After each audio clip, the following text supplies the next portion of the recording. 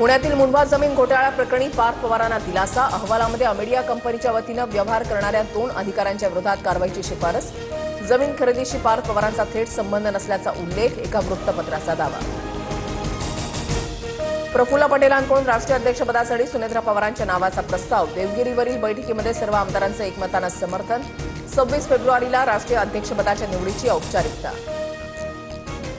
26 तारखेला राष्ट्रवादीच्या राष्ट्रीय अध्यक्षपदाची निवड होणार. बैठकीमध्ये विलीनीकरणावर चर्चा नाही, कुठलाही अजेंडा नाही. देवगिरीवरच्या बैठकीनंतर सुनील तटकरेंची माहिती, तर ब्लॅक बॉक्सचा अहवाल समोर यायला हवा, तटकरेंचं वक्तव्य. मंत्री नरहरी झिरवाळ यांची आज पत्रकार परिषद. आज सकाळी 10 वाजता झिरवाळ माध्यमांच्या समोर भूमिका मांडणार. मंत्रालय लाच प्रकरणी झिरवाळांचा क्लार्क अटकेत.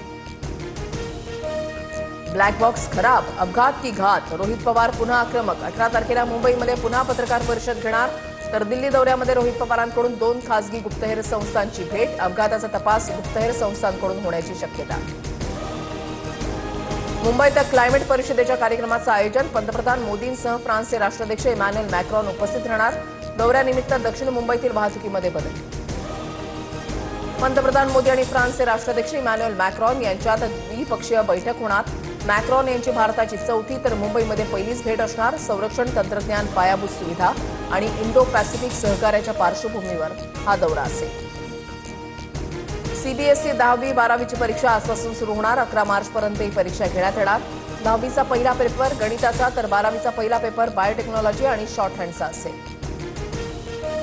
अजित पवारांच्या राजकीय प्रवासाचा ठेवा डिजिटल होणार. दादांचे फोटो, व्हिडिओ पाठवण्याची उपमुख्यमंत्री कार्यालयाकडून जनतेला साथ.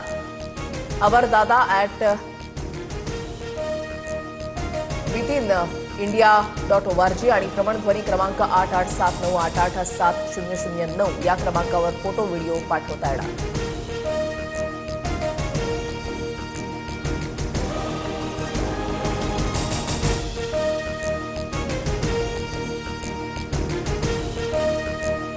एमएमआरडीएचा 48,072 कोटींचा अर्थसंकल्प मंजूर. पायाभूत सुविधांसाठी 87%, तर तिसऱ्या मुंबईचा प्रकल्प मार्गी लावण्यासाठी 4,500 कोटींची भरघोस तरतूद.